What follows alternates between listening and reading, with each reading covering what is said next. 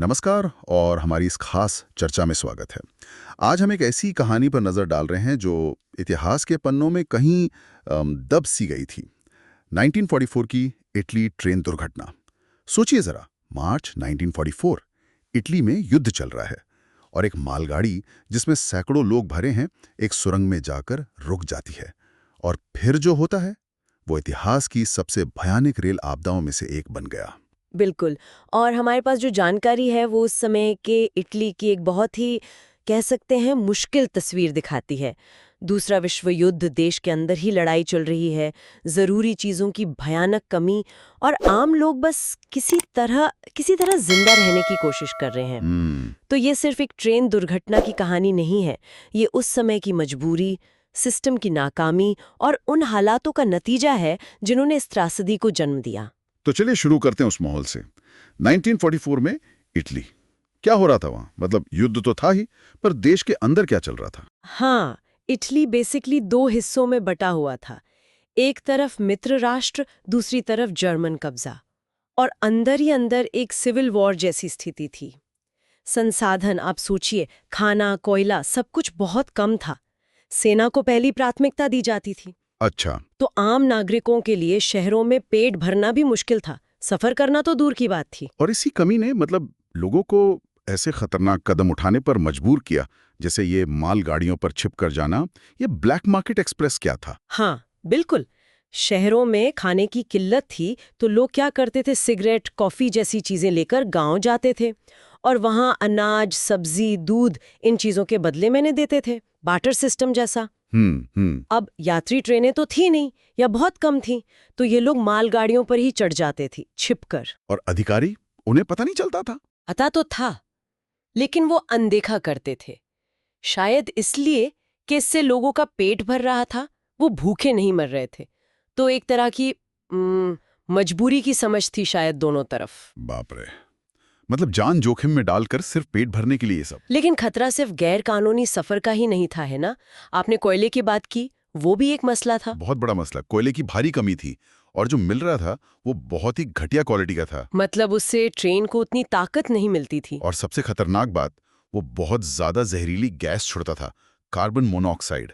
और उसकी कोई गंध भी नहीं होती। ओह, बिना गंध वाली गैस। हाँ। और क्या ये बात मतलब पहले से पता थी किसी को कि ये कोयला खतरनाक है? हाँ, यही तो सबसे चौंकाने वाली बात है। इस घटना से ठीक एक महीना पहले, फरवरी 1944 में, लगभग उसी रूट पर एक अमेरिकी मिलिट्री ट्रेन के ड्राइवर की मौत सुरंग में इसी गैस से हुई थी। क्या आप बात कर रही हैं? हाँ, लेकिन उसके बाद भी कोई खास कदम नहीं उठाए गए, कोई सुधार नहीं हुआ। यकीन नहीं होता। मतलब खतरा पता था, फिर भी। और फिर आई ट्रेन 1817। हाँ, 2 मार्च 1944 ट्रेन 1817 नेपल्स से चली। करीब 45 माल डिब्बे थे।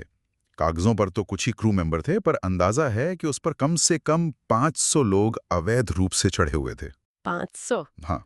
फिर बत्तीपालिया स्टेशन पर इलेक्ट्रिक इंजन हटाकर 2 स्टीम इंजन लगाए गए और वहां शायद और लोग चढ़ गए।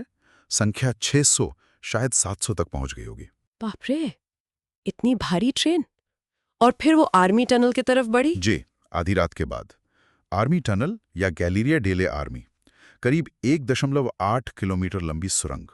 और उसकी चढ़ाई काफी ज्यादा थी, करीब 1.3% की ढलान। और सुरंग में हवा का इंतजाम भी खराब था। बहुत खराब। ट्रेन बहुत धीरे धीरे सुरंग में घुसी। अंदर पहुंचकर वो शायद रुक गई। रुक गई? पक्का कारण तो कहना मुश्किल है, पर सबसे ज्यादा संभावना यही है कि इतना ज्यादा वजन, घटिया कोयला जिससे इंजन कमजोर पड़ गए, वो खड़ी चढ़ाई और शायद पटरियां भी गीली थीं, इन सब के मिले जुले असर से ट्रेन आगे नहीं बढ़ पाई। करीब 2 बजे सुबह ट्रेन सुरंग के बीचों बीच फंस गई।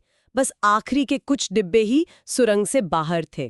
और इससे पहले एक और ट्रेन वहां से गुजरी थी, तो सुरंग में पहले से धुआं भी रहा होगा। बिल्कुल। और जब इस ट्रेन के ड्राइवरों ने इसे दोबारा चलाने की कोशिश की होगी, तो इंजनों ने और ज्यादा धुआं और ज्यादा कार्बन मोनोऑक्साइड उगला होगा।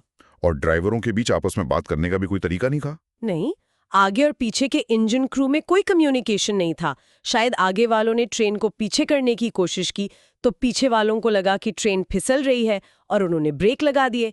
ट्रेन वहीं की वहीं जम गई। अरे भगवान! और यात्री जो अंदर डिब्बों में थे, उन्हें तो कुछ पता ही नहीं चला होगा। ज्यादातर सो रहे थे और जैसा मैंने कहा, गैस की कोई गन नहीं थी, बिल्कुल खामोश मौत। सबसे पहले इंजन के पास जो ड्राइवर और स्टाफ थे वो बेहोश हुए होंगे। कुछ यात्रियों ने शायद आखिर में खतरा महसूस किया हो, उतरकर भागने की कोशिश की हो, लेकिन सुरंग इतनी लंबी थी, बाहर निकलने से पहले ही गैस ने उन्हें गिरा दिया। ये तो बहुत ही भयानक है। मतलब कोई आवाज नहीं, कोई चीख पुकार नहीं, बस खामोशी। फिर किसी को पता कैसे चला? मदद कैसे आई? पीछे के डिब्बों में एक ब्रेकमैन था, मिशेल रालो। वो किसी तरह बच गया, शायद उसका डिब्बा सुरंग के मुहाने के पास था। उसे एहसास हुआ कि कुछ बहुत गड़बड़ है। वो ट्रेन से उतरा और अंधेरे में पैदल ही पास के बालवानो स्टेशन की तरफ भागा, मदद लाने। वो कब पहुंचा स्टेशन? क्या तब तक? वो सुबह 5:10 पर वहां पहुंचा, लेकिन हाँ, तब तक बहुत देर हो चुकी थी। ज्यादातर लोग नींद में ही कार्बन मोनोऑक्साइड जहर से मर चुके थे। ओह, बचाव का काम भी बहुत मुश्किल था। सुरंग लाशों से भरी थी। ट्रेन को बाहर निकालने में ही कई घंटे लग गए। कुल कितनी मौतें हुई आधिकारिक तौर पर, और क्या दुनिया को पता चला इसके बारे में? सरकारी आंकड़ा 517 मौतों का है, पर असल संख्या शायद 600 से भी ज्यादा थी। ठीक से गिना भी नहीं गया। लाशों को बहुत जल्दबाजी में पास के कब्रिस्तान में सामूहिक कब्रों में दफना दिया गया। सिर्फ 235 लोगों की पहचान हो सकी। और खबर? कोई खबर बाहर नहीं आई। युद्ध का समय था, सेंसरशिप लगी हुई थी, सब कुछ दबा दिया गया। सालों बाद 1951 में एक जांच हुई जरूर, पर तब तक सबूत कहां बचे थे? किसी पर कोई मुकदमा नहीं चला।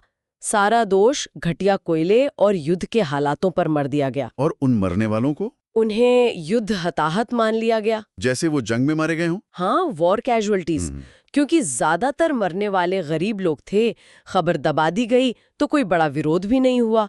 ये त्रासदी एक तरह से भुला ही दी गई। तो ये सिर्फ एक ट्रेन हादसा नहीं था, ये युद्ध की त्रासदी, संसाधनों की कमी से पैदा हुई एक भयानक मजबूरी और उन जोखिमों का नतीजा था जिन्हें लगातार नजरअंदाज किया गया। सैकड़ों जिंदगियां बिल्कुल खामोशी में खत्म हो गईं और सालों तक किसी को पता भी नहीं चला। बिल्कुल, ये घटना हमें याद दिलाती है कि युद्ध का असर सिर्फ गोलीबारी और बम धमाकों तक ही नहीं रहता। ये आम लोगों की जिंदगी को तहस-नहस कर देता है, उन्हें ऐसे खतरनाक कदम उठाने पर मजबूर करता है जो वो शायद कभी ना उठाते, और कभी-कभी ऐसी छिपी हुई भयानक त्रासदियों को जन्म देता है जिसका कोई एक विलन नहीं होता, बल्कि पूरा का पूरा सिस्टम, वो हालात ही जिम्मेदार होते हैं। सोचने वाली बात है कि जब समाज का ढांचा ही चरमरा रहा हो तो किसे हम दुर्घटना कहें और किसे व्यवस्था की नाकामी का नतीजा।